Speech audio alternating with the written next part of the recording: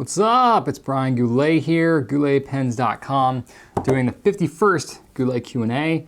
This one's a little weird because, again, I kind of mentioned last week, I've got a little bit of a scheduling thing this week. I'm going to an event in New York called Business Gets Personal, and I will not be here for the latter part of this week. So normally I would shoot a Q&A on Thursday morning, publish it on Friday. Cool. Well, this is actually Monday, so I'm shooting this September 29th, so I'm like way in the past now. Normally I would try and shoot a little closer to the published time, but I will not be able to do that. So I don't know, that doesn't really affect you too much, I guess, except that I didn't actually solicit questions earlier in this week because I had a bunch from last week that I'd already kind of saved up, and so that's kind of cool. I was able to kind of double up. So got a good number of questions I'll be able to get through. I got like 15 of them queued up, so it'll be pretty sweet.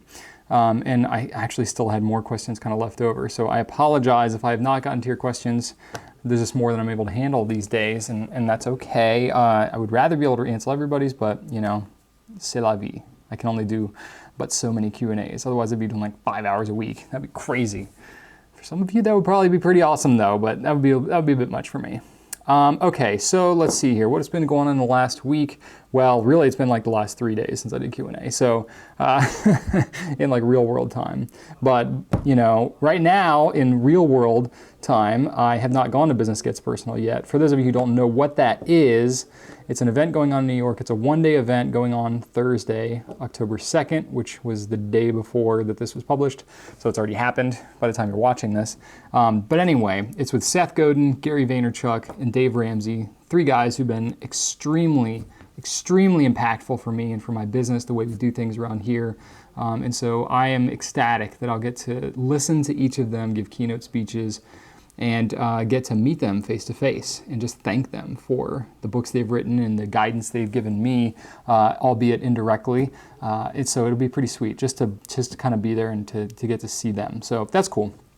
And then just around the Goulet shop here, we've got 4 people this week that are hitting anniversaries around here. So we got Ben and Jessica that hit their 1 year, Jacob's been here 2 years, and Randall's been here 3 years.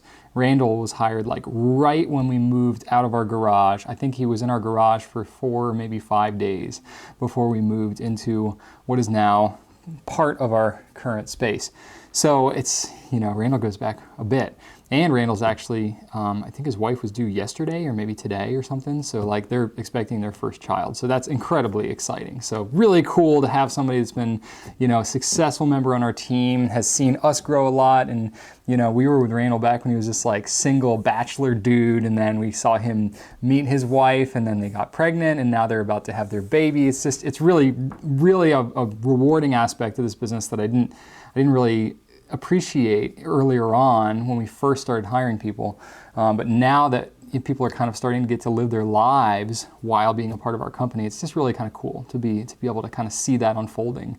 And along with that, we had Matt and our customer care team just got engaged this past weekend. So yeah, if you've been following us a little while, that's 3 people on our customer care team, Matt, Anna, and Caitlin, that have all gotten engaged within the last month. There's like something in the air around here, I swear. So, I mean, we're super happy for everybody. It's totally awesome just to see people's life progressions happening and to see so much just like joy and just so many like joyous occasions that are unfolding. We've got 2 of our team that are getting married this month, coming in October here too. So just, you know, Jacob and Katie are both getting married. So it's just like really cool to just see all this just excitement happening, you know, a bunch of young folks around here. We all got life stuff that's unfolding. So really neat to be a part of that. I just want to share some of that with you. Anyway, to get to the questions here, so this week is just an open forum, so I got all kinds of random questions. So I'll go ahead and get to it here. First question I've got is from Jacob W. on Facebook. Said, if you had, this is kind of a hypothetical, if you had to only use 1 bottle of ink the rest of this year, what would it be? This ink would have to work with all your pens, different needs and wetness, and you can't choose Peki. Thanks for that limitation there, Jacob. Appreciate that. Nothing like a hypothetical with a limitation.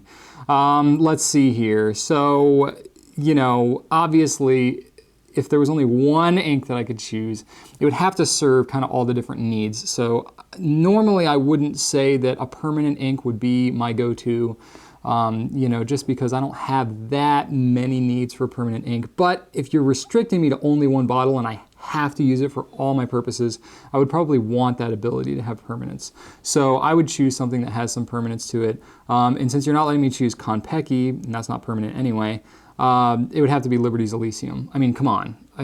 It's an exclusive here. I helped design the ink. You know, it's super meaningful to me. It's that shade of blue that's perfect and matches the splatter, you know, on my logo, and it's awesome. I just love that ink. So that would be a pretty easy choice for me. That, you know, works well in just about all my pens. Rarely have any kind of issue with it. I just love it. So that would be it. Total plug for myself. I'm super biased, but, you know, you asked the question. Just answering it honestly. All right. Lily Y. Tellegs on Twitter. Willy White Legs. Now that I'm reading that, okay, on Twitter, it's spelled strange. Anyway, I saw lots more bleed through and ghosting with 100-gram Leuchtturm than Rhodia 80-gram paper, tested with the same pens and inks. What gives? Okay, so what you have discovered here is something that I've discovered a while ago, is that the paper thickness, or I should say paper weight, which is really what that measurement is not the only determining factor for how well it's going to hold up with fountain pen ink. It's one factor. Basically, the paper weight just determines how heavy the paper is. That's it. That's really the only thing it tells you. Generally speaking, the heavier weight papers tend to perform better with fountain pen ink, just because I think most manufacturers make the assumption that if you're using a heavier paper, you're probably a more discerning person, you're spending more money, you're gonna want that ability, it's gonna be a premium kind of product, it's gonna be smoother, it's gonna be whatever. But that's not always the case. In this case, you know, Rhodia, that 80-gram paper is really good stuff. It's like some of the best paper that you can buy, I would argue, for fountain pens. The 100-gram Leuchtturm is not as good, personally. I just don't think it's as good. Even though it's heavier, it's not as good as the Rhodia paper. And there's a couple reasons for that. I don't have a doctorate in paper manufacturing or anything like that, so I don't 100% know everything that goes into it, and there's some proprietary things that go into manufacturing these papers anyway. But I believe it has to do a lot with the clay content of the paper. The more clay content it is, the more ink resistant it's going to be, as well as the sizing, the coating that's put on the paper as it's manufactured. So those two things will determine basically the absorption rate and how, you know, basically these wood pulp papers are very absorbent naturally, so they have chemicals and they have other things like clay that they add to the paper to make it so that the ink does not absorb into the wood fibers quite as easily, okay? So basically what you're experiencing here is that there's more of something, whether it's clay or sizing, whatever, on the Rhodia than there is on that Leuchtturm, even though the Leuchtturm is a heavier paper. And you know, there's other papers out there like the Midori thin paper on the the regular, larger size refill. That paper is super thin. It's like just over 50-gram paper, but it holds up really well to ink. And other papers, super thin papers like Tomoe River, a lot of people talked about that on FPN and stuff. You know, rice paper, a lot of people talk about rice paper too. Those are super thin papers that don't necessarily hold up better than something like Rhodia, but they hold up better than any other type of paper that's that thin. So there's a lot of different factors involved here, and you are discovering that for yourself. All right, Ben O'Kane on YouTube said, this is a good question. Am I better off buying a Lamy 2000 or a Pilot Custom 74, or a TWSBI 580 all, 2 Ahabs, a Goulet stub nib, and another $50-ish pen? I'm a high school student who has to take lots, seriously lots, of notes. All right, Ben, so basically the root of your question is, are you better off buying one nice expensive pen or buying multiple less expensive pens for taking copious notes as a high school student? And I would say that's a tough call, and one that is not going to be the right answer for everybody. It's going to depend, right?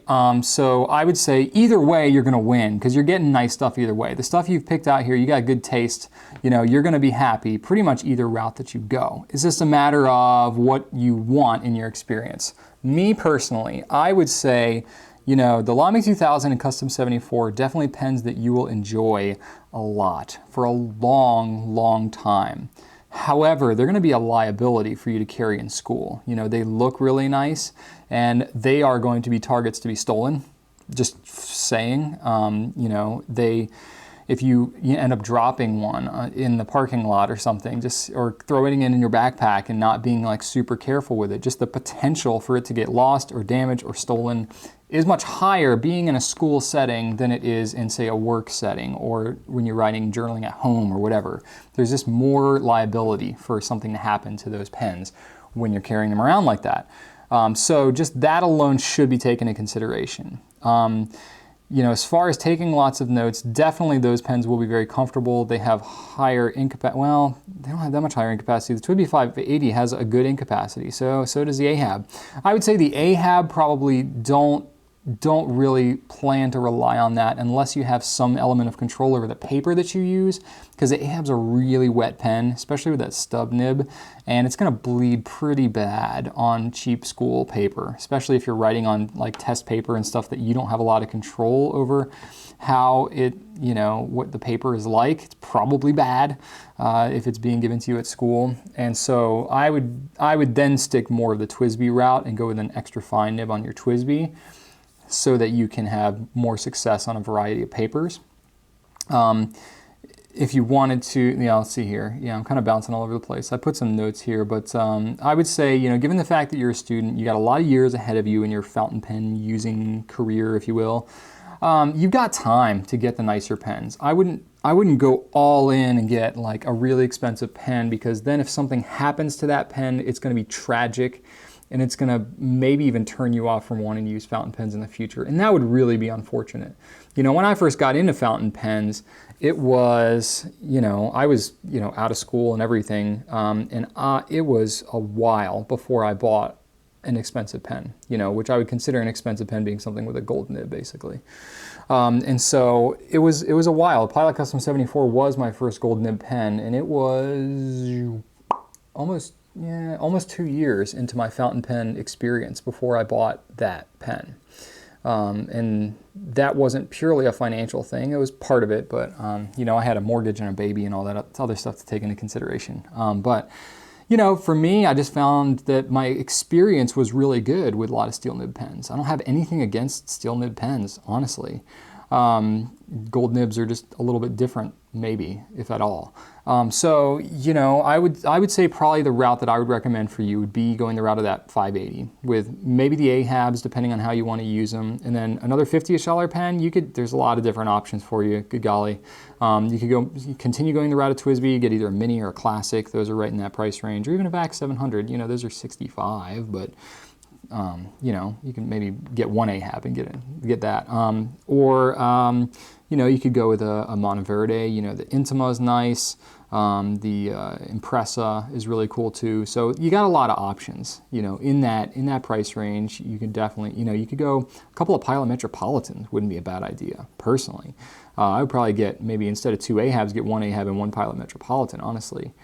Maybe a fine nib one for taking notes and stuff in class. But anyway, lots of options for you. You know, there is no right or wrong there. You got good selection all around. Ryan G on Facebook, you asked me which brand has the smoothest out-of-the-box Asian extra fine. I know this is subjective and EFs are guaranteed to be less smooth than other nibs, but I'm curious anyway. I have a Pilot Falcon in extra fine and love it, but it's certainly toothy. Yep, yeah, you're right. I find that the Falcon, because of that soft extra fine, that is not a smooth nib. I mean, it's relatively smooth for what that nib is, but I don't find it to be a smooth experience, personally. I know Sailor has a pretty good reputation for having smooth, extra fine nibs. Honestly, though, I have never experienced that for myself with the Sailor nibs I've used. Personally, I'm just saying, I don't really have anything against Sailor and their nibs, but I never found the hype to live up to what I actually saw when I was using the pens. Now, that would be different if you do something like go to John Madishaw and buy it from him. I don't carry Sailor, so, you know, whatever. I don't care where you get it. But if you get it from somebody like John, who actually like smooths and tests them and stuff, you know, you can get them custom ground or whatever, and then, you know, you have a lot more element of control. But, you know, that's just my experience there. As far as things that I've actually had good experiences with, a newer pen that I've just kind of gotten my hands on that was just released is a Pilot E95S. That comes in an extra fine, and that is really pretty cool. It's got a little bit of softness to it, so if you want something that you can get a little line variation out of, kind of like the Falcon, it's not the same degree as a Falcon, and you wouldn't want to use it like that a lot, but you could just do it, you know, for a signature here and there, or a little embellishment every now and then. It's got it kind of tucked away in its little, you know, tool, you know, little Batman tool belt thing. But it's got a utility belt, that's what it's called. Jeez. Drew will give me a hard time about that one. Batman tool belt thing. Anyway, so the extra fine on that pen is pretty smooth. I'm pretty happy with that. It's not, you know, nothing is going to be glassy smooth, but that one's pretty darn good. Likewise, the Pilot vanishing point in the extra fine, I actually find to be really pleasant. And then, let's see here, Platinum also makes a really extra fine, a really fine extra fine as well. Their nibs are not quite as smooth though, intentionally. Like their nibs have a little bit more tooth to them. So those are very nice extra fine nibs, not going to be quite as extra fine as the Pilot's. Okay? Sean K on Facebook said, I'm not sure if you've already addressed this in a previous Q&A, but I was wondering if you could do a rundown on different properties of ink. What causes one ink to dry faster than another? What does one tend to declog and the other not? And you asked me kind of a barrage of questions. Okay, that's cool. I get that you got a bunch of questions, but it is like, it's like way too much for me to cover in one question. I actually did 2 previous Q&A episodes specifically on ink that touched on a lot of the stuff that you talked about here, Sean. So go and check out episodes number 5 and 6 of Goulet Q&A. I cover a lot of different questions about ink, and I think you would really enjoy those. Apart from that, if you go and check out the Fountain Pen 101 bottled ink, I have a video, Fountain Pen 101 bottled ink, that covers some of the questions you were asking about as well, okay? So basically, some of the things you were asking me about were different manufacturers. How do you know, certain characteristics of one manufacturer or another? I'll say that some manufacturers make their inks similar and some are very different. Noodlers, if you try and generalize with Noodlers, you're going to fail because their inks are very different from one to another, make a lot of different properties. Whereas something like Schaefer, okay, they're going to be a lot more consistent. Faber-Castell, a lot more consistent, right? It is confusing because the manufacturers really don't advertise properly all of the different properties that their inks have. They may or may not say water resistant or waterproof or whatever. A lot of times they don't advertise those properties, or if they do, they're inconsistent, you know, basically in how they do that from one brand to another. There's no standardization of any kind really across kind of the market. So that makes it highly confusing, and, you know, it makes for interesting forum, you know, conversation because everybody's always asking because it's so confusing. And that's why people like me do stuff like this and talk about them a lot. So those will be some good resources for you, Sean. And then I can always touch on that kind of more later if everybody's finding that information doesn't cover it well enough. All right, BCDD on Facebook said, I'm looking to improve my penmanship, especially in cursive. I found several resources online and attempt to practice regularly. Do you or your team have any suggestions for resources and/or exercises? And what is your favorite letter or character to write? All right, let's see here. So my penmanship, I honestly have not done a lot of like formal kind of structured training, if you will, self-training, but just, you know, practicing. I haven't done a lot of intentional practicing. I know I would benefit from doing so, and there's a lot of resources out there. I can't name you any specific ones off the top of my head because, again, I personally haven't made the efforts to do that myself. What I did find, though, is that just writing regularly, just, you know, switching over to fountain pens, writing in cursive more regularly, improved my handwriting drastically. Just the act of doing it. You know, it's a writing instrument, and just like any instrument, the more you practice, the better you'll be. You know, you can play an instrument pretty well without taking lessons, you know. That would be the equivalent of like doing an online course or something like that. I'm sure there's like Skillshare classes and stuff like that that's out there on improving your handwriting. And that kind of stuff is becoming more and more popular, especially with calligraphy and some of the more advanced stuff. But I would say the best resources I know is on the Fountain Pen Network. They have a penmanship subforum, which I've got a link to on InkNouveau. So that would be probably the best single place because there's a lot of talk, a lot of conversation going about those resources. So rather than me just telling you one or two places, there's all kinds of places that other people have had good success with there. But honestly, I'd love to know kind of what everybody else has already had good experience using as well. So I'll kind of leave that question a little bit open-ended too for other people to comment. All right, Cheetarah C on Facebook. My question is about the swab shop. Is it correct for me to think that this is linked to your inventory list of inks you currently carry? Is there a chance that you can add them to the swab shop again for reference sake, like on an archives page? Okay, so I think you're asking me about inks that we don't actually sell, okay? You are correct in that the only swabs that we have on the swab shop are for inks that we currently carry on gouletpens.com. It's not like a secret I'm trying to hide or anything like that. I have experimented with putting up swabs of ink that we don't carry, that were either discontinued and we wanted to leave it up, or that we've never carried or whatever. And what ended up happening was we would get so many questions about it, and people would get frustrated that it wasn't available, and then they would wonder where it was available, and we'd be like, well, I don't really know. It's not something we carry. We don't really focus too much on that. And they would just get really frustrated. So it ended up being kind of more of a just teaser of like, hey, look at this ink that you can't have. So we just decided not to do that anymore. It's possible that it could be a good thing to have them on there. I think it would be a bit of a like mentality shift for everybody, because I think the swab shop is, as much as it is a kind of universal resource for looking at inks, it's also a shopping tool for gouletpens.com. So if we were to have part of the tool be something that wasn't useful for specifically those products we offered, that would be something that people would have to get used to. Now, we're not completely opposed to it. You know, we have pens in the Pen Plaza, for example, that we don't sell or that we don't carry regularly. You know, we have them more just kind of as a reference tool. So it's kind of like that. That was easier because we started doing that, you know, and the Pen Plaza is not, I mean, it's different, you know, with the pens as opposed to inks, I guess. So I don't know. We've considered doing it. The fact of the matter is that the swab shop is a very manual tool to maintain.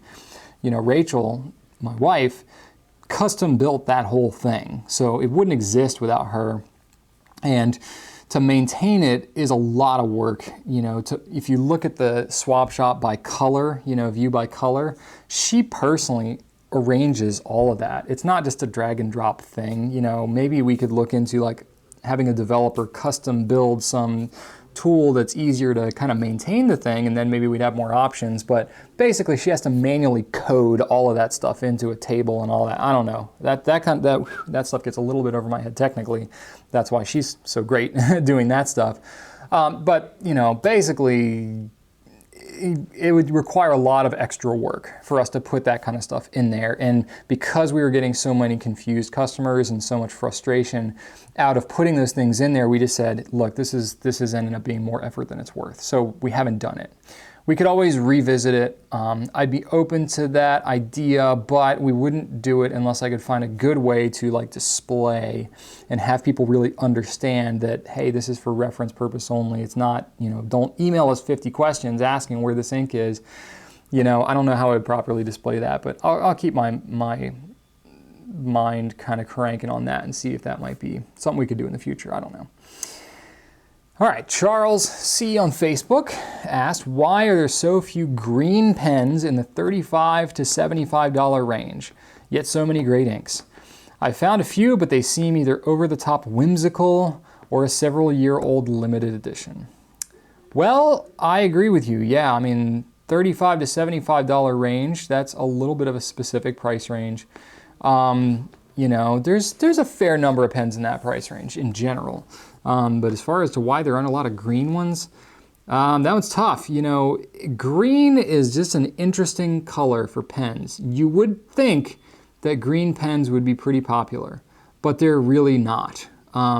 We've had green pens before and they just don't sell that well. I'm speaking just very generally right now. Most green pens don't sell very well. I don't really know why.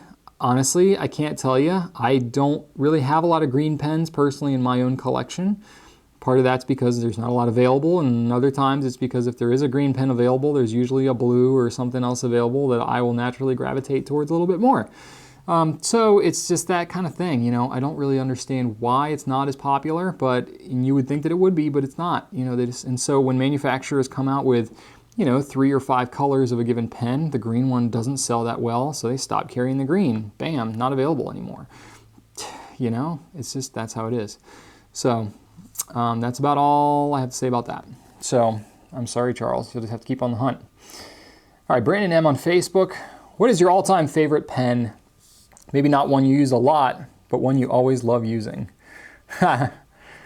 Well, for those of you that have been following me for a couple of years, I bet you probably already know the answer to this question, so I will take a sip of water while you shout it out loud to your computer screen. So yeah, I have a lot of different pens, okay? And each of my pens, in a weird way, is kind of like one of my children, you know? I buy every pen that I do very intentionally, and so I have somewhat of a, I don't know, weirdly emotional connection to each pen that I have.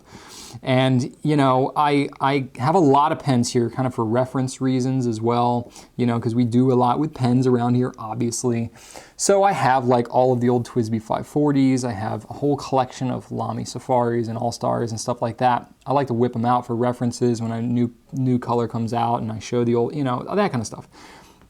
So a lot of times I'll have, you know, people on our team around here, they'll be like, hey, I got a customer that's asking me about blah, blah, blah weird pen. Oh yeah, I've got one of those. Here, why don't you come and check it out, you know? But then it's like, you know, if I'm ever letting anybody borrow one of my pens, I'm always like, please don't lose it, please, I want it back, you know? And just, it's I don't know, I'm weirdly connected to all of my pens that I carry.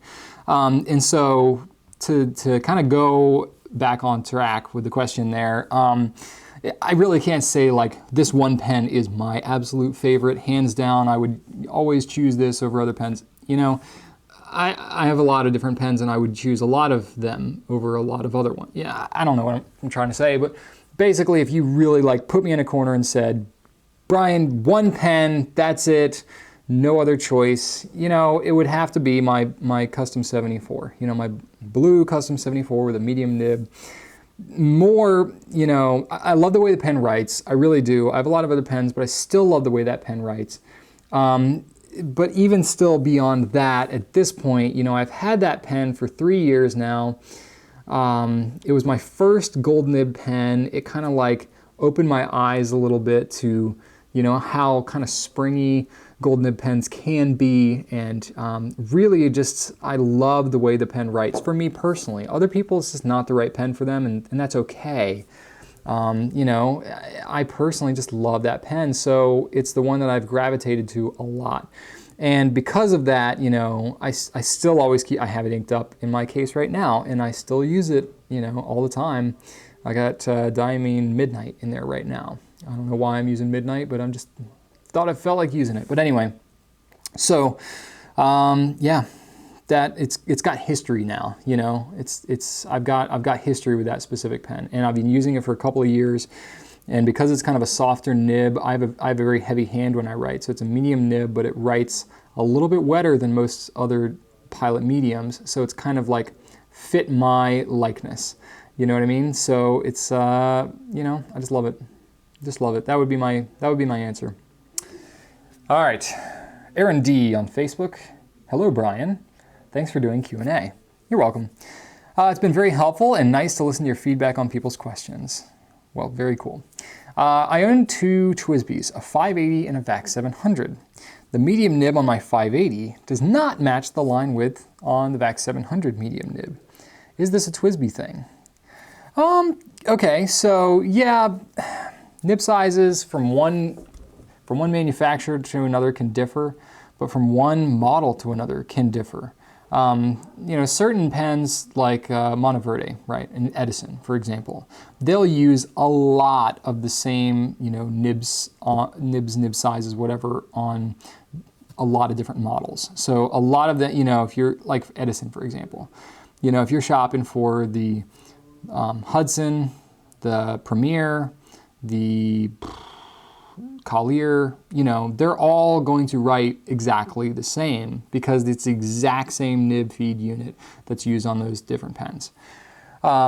This situation is a little different. The TWSBI 580 uses a smaller nib. It's a number 5 size nib than the VAC 700, which is a number 6 size nib. So you're actually using kind of two completely different nibs. And what happens is they're getting those nibs and they're going to be a little bit different from each other. So I would say that in general, you would have to kind of just go off of one model to another. In TWSBI in this instance, it is a little bit different. If you go and look on the nib nook, where I've done writing samples of them all, the 580 medium nib is a little bit wetter than the VAC 700 medium nib. That's just kind of how it's ground, you know, and I would like to think that that's probably the case with most of their nibs. Now, it could just be the writing samples I did for those particular pens was just a little bit off. You know, there's a lot of hand work that's done in grinding these nibs, and, you know, it's not always like super exact precise. It's usually pretty close though. So there's a little bit of difference there, and I would say that it's not super unusual to be in that kind of situation like you are and have that. So if that's the case and you really want them to be exactly the same, you could always kind of tweak your inks and stuff to get some that are a little drier, a little wetter, whatever, to get them a little closer matched to each other. But, you know, in general, it's not super weird for that situation to be happening. Cotter S on Facebook. Hey, I bought a Lamy Studio pen, and a while back the cap stopped closing to the pen. There's no more audible click sound to signify it is secured, and it falls right off the pen if it's not pointing up. Is there any way to fix it? This was my favorite pen. I haven't been able to use it since I can't close it securely anymore. That's a bummer. You didn't say what color pen it is, but I'm willing to bet it might be a stainless steel Lamy Studio. I'm just taking a shot in the dark on that one because the issue that I think you're having is most common with that particular pen. If you check out my video from October 29th of 2011, which is almost 3 years ago at this point, I have a video called Lamy Studio Trim Ring Mystery, okay? And I had somebody that was asking your exact same question. I investigated it, and what I found is that there is a trim ring which is used on the Lamy Studio to attach the cap to the body of the pen. And that particular, the stainless steel one, has a rubber grip on it. And that rubber grip can lose the grip of that trim ring. The trim ring screws on to the grip of the pen. So what happens is over time, as that thing is clicked and clicked and clicked, the trim ring loosens up and eventually it unclicks. It releases itself, unthreads from the grip of the pen and gets stuck up in the cap. So I'm willing to bet that if you look up in your cap, you'll see that trim ring up there, and you can use like a paper clip, like bend a paper clip at the end, or use something long and thin, whatever, just to get up there. And you can unsnap that trim ring, screw it back onto the grip of your pen, and you're gonna be good to go. Now, obviously, I don't know if that's exactly what's happened here, but I'm willing to bet that is the greatest possibility of what's happened here. And it's not, you know, it's the stainless steel Studio is more likely to have that happen because of that rubber grip, but I have heard of it happening with other people who have the steel or the metal grip sections as well. So take a look at that and see, because if that's the case, you're gonna be thrilled because you're gonna have your pen back. If that is not the case, then I would maybe look to contact Lamy USA, see if they have a different, you know, body or different something, or you can send it in for repair of some kind. But knowing what I know about that pen, I'm willing to bet that's your issue. All right? All right, Mayra Ruiz on YouTube. Which blue, green, or orange inks perform better on cheaper paper, like loose leaf or mead paper? All right, so this is a pretty general question. You're just asking me about some colored inks that work good on cheap paper, okay? The most important thing in this case, when you're using cheap paper like this, is going to be your pen and nib combination too. So if you're using a big gushing wet pen, then, you know, with a double broad nib or something like that, the kind of ink you use isn't only going to do but so much. So you want to stick to the finest nibs that you can get. The finer, the better when you're using super absorbent paper. It might feel a little rough, might feel a little scratchy, especially because cheaper paper tends to not be that smooth. But as far as absorbency goes, the thinner the nib you go with, the less ink you're going to be putting on the page. So expect that with just about any inks, you're going to have some kind of bleed through, enough that it's going to make it so that you can't use the other side of the page. And that's probably going to be just about with any ink, with any pen, if you're using super cheap paper. So that's one of the hidden costs of using cheap paper, is the ink's going to bleed through and you're only going to be able to use half the page. So right there, you've just doubled the cost of the notebook, you know, because you're not being able to use it as much. So that's one thing to take into consideration when you're buying really nice paper versus really cheap paper. The cheap paper might seem better because a better deal because of the cost overall, but you're only getting to use half as much. So if you're actually using all of the notebook, it's going to end up being closer in price, if not more expensive. So you're asking, okay, more specifically, so blue, okay. Pilot Shizuku inks perform pretty darn well on cheap paper. It's an expensive ink though. You're gonna wanna stay away from the permanent blues. I found with a lot of permanent inks, you know, like Noodler's Warden series especially, a lot of their polar inks are lubricated. You wanna stay away from lubricated inks too generally. Lubricated, permanent, yeah, those all will tend to spread more. Quick drying inks, you want to stay away from quick drying inks.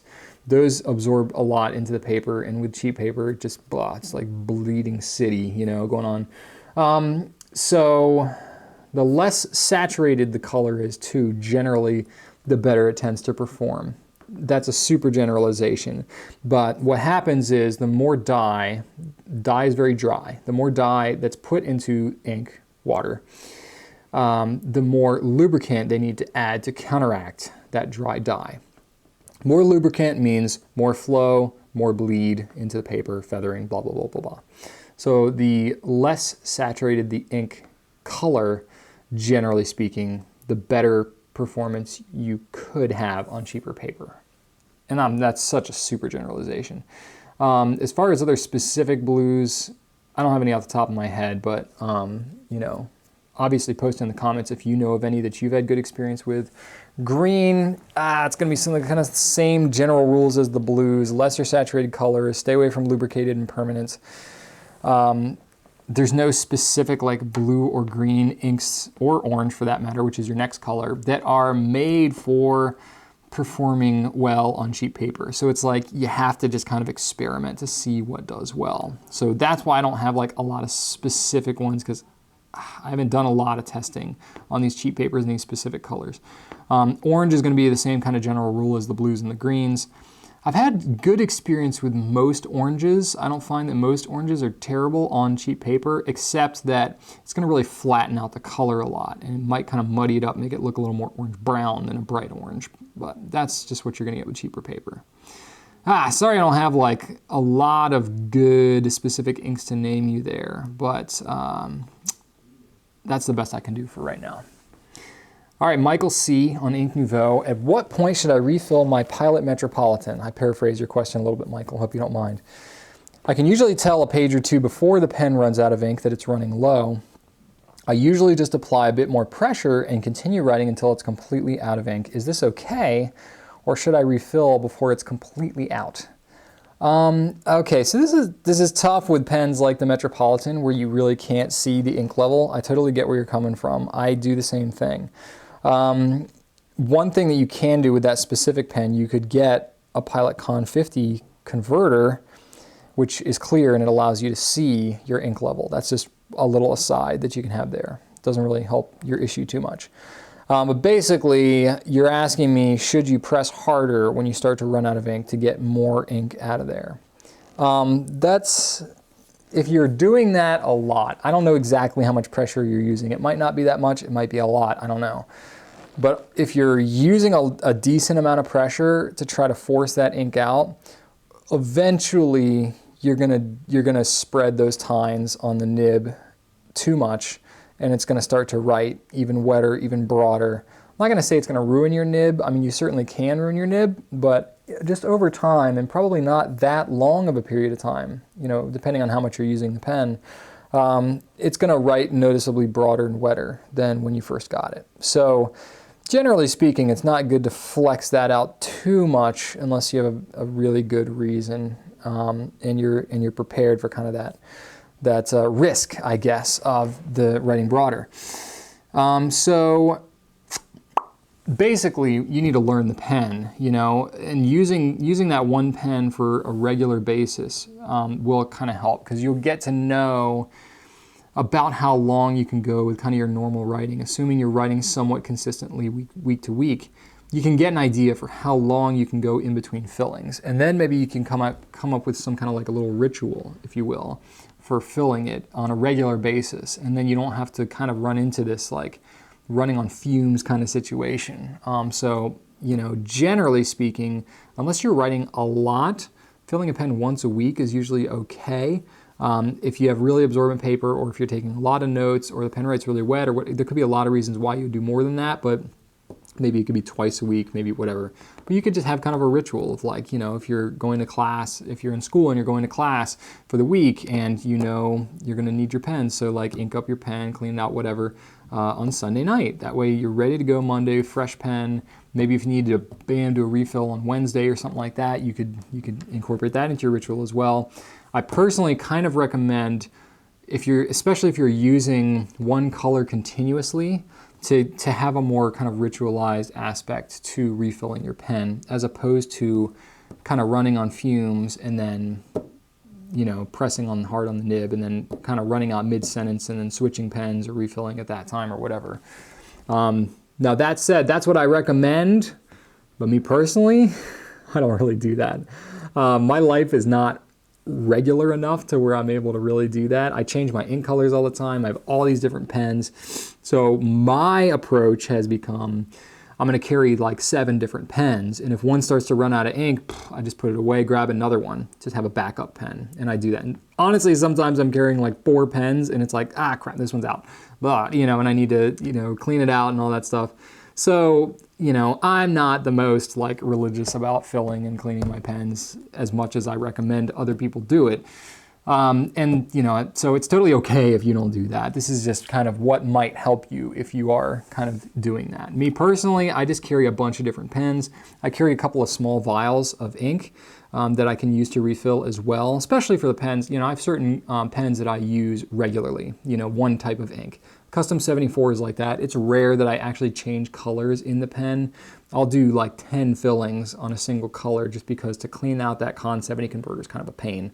So I will go longer periods of time with that particular pen. So I'll carry a vial of ink as kind of a backup. That way if I do find I'm running dry, oh, okay, well I've got a minute, let me refill it, bam, no problem. You know, I can do that in an office scenario even, you know, just I have my laptop bag, I carry it with a Ziploc bag with some samples of ink, bam, refill right there. I've refilled 1,000 times, so I know I can do it without spilling the vial. You know, so I'll do it on my desk or whatever. I don't really care. And then I'll just have a tissue or a paper towel or some napkin, whatever I have handy, kind of wipe the nib off and I'm good to go. You know, so it really all depends on what you're kind of going to do. But in general, the Metropolitan, it's a $15 pen. Even if you ruin the nib, it's not the end of the world. So really just kind of do what you want, you know. All right, James Hart on InkNouveau. Do you have any ink and pen suggestions for editors, proofreaders, and professional writers? A lot of us have to make annotations on cheap paper, cheap printer paper that often feathers and bleeds with wet nibs. Is this something that can be avoided with the right pen and ink combo? Sure, you know, we've actually got a decent number of paper questions on this Q&A, which is kind of cool.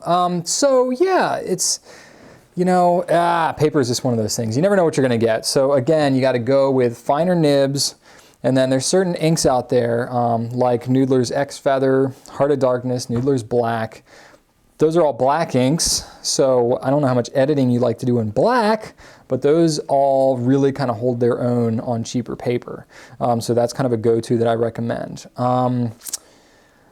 Usually though, if you're editing, I don't know, it depends on what you're doing. You know, I don't know a lot of professional editors that are using fountain pens, honestly. So this, I would actually be kind of cool, James, to know how you're using them and what your experience is. So let's keep the conversation going after this Q&A is over.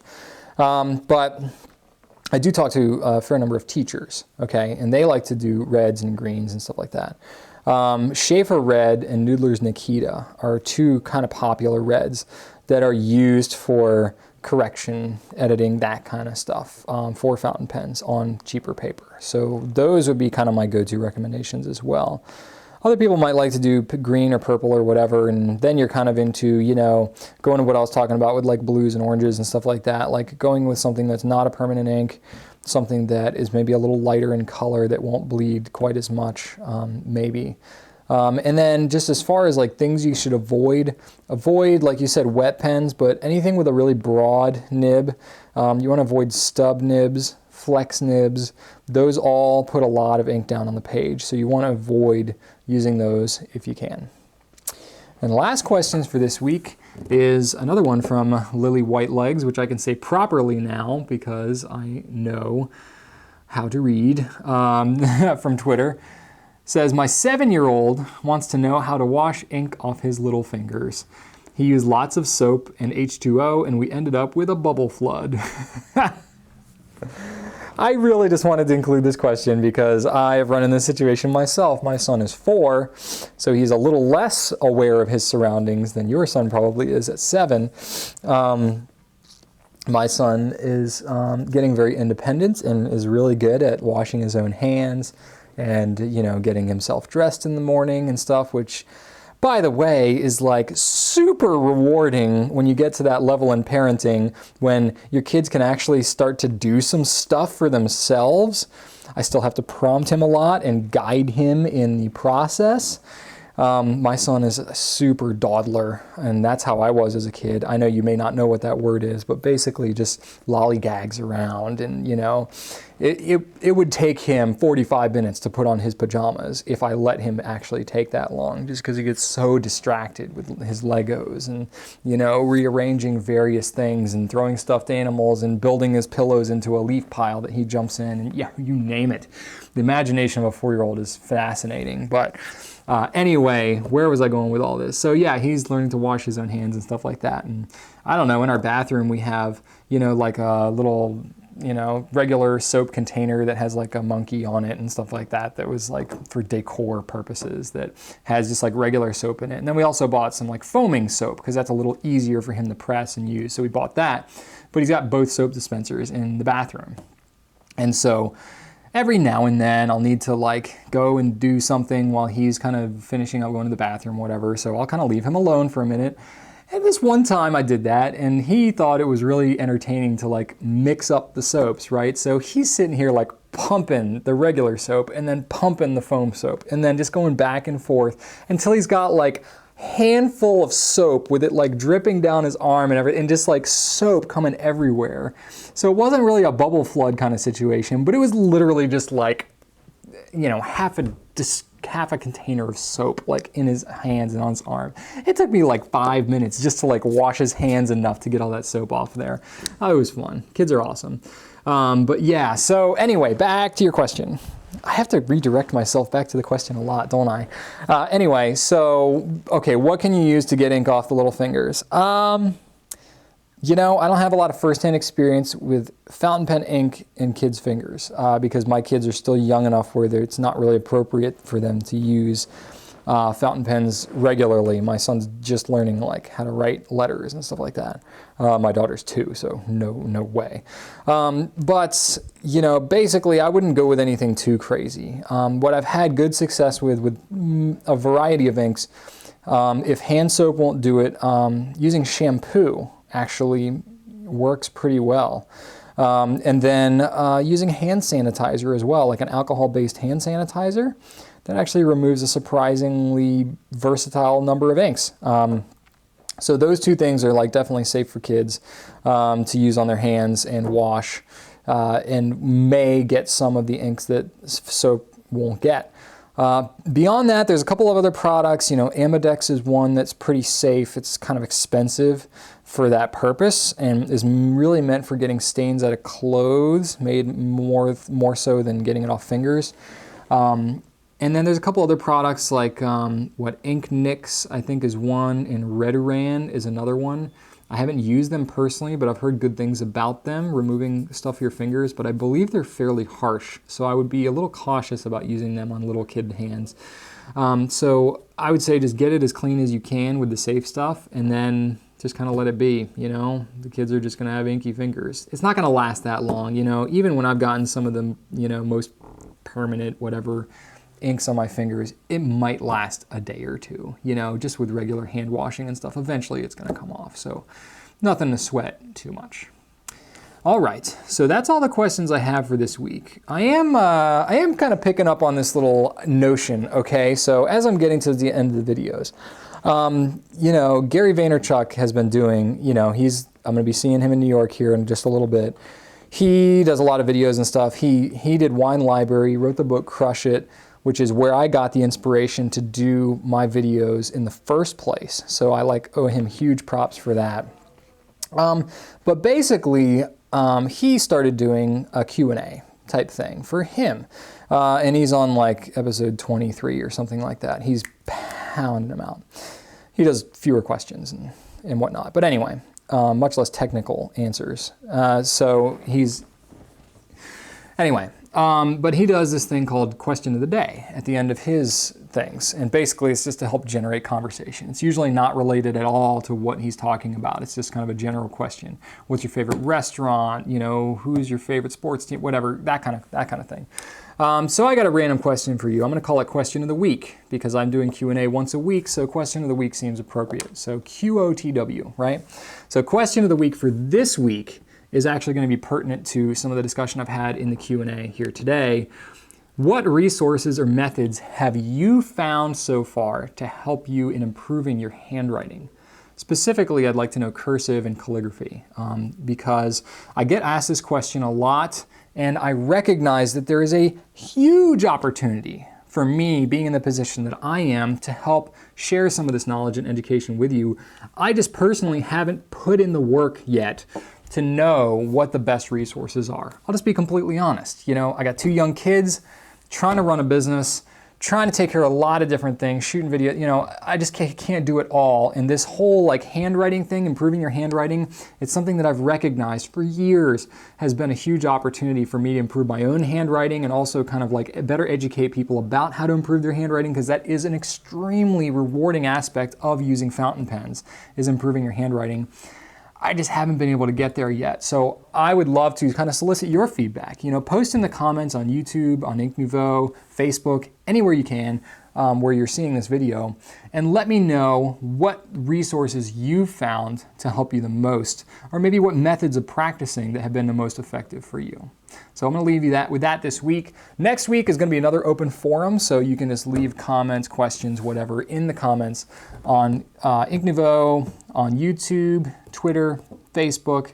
You can email me at gouletqa@gouletpens.com. And I would love to know kind of what's on your mind. It's gonna be just whatever questions you have related to fountain pens at all, or if you have questions about social media, business gets personal, any of that kind of stuff, I'm sure I'm gonna be super jazzed up about that kind of stuff coming back from this New York trip. Getting pretty excited. I've been like restraining myself so that I don't like go completely nuts for this trip, but it is pretty friggin' exciting for me to be at this thing. So it's gonna be awesome. And I'm gonna share more with you about what that's like next week, I'm sure. So I hope you have a wonderful week. Thanks so much for watching Q&A here. Enjoy your weekend, enjoy your next week. Be sure to subscribe to my YouTube channel if you haven't already. Putting out lots of good videos these days, and I plan on doing a whole lot more. So thank you for watching. Thanks for putting up with me for yet another episode. And as always, right on.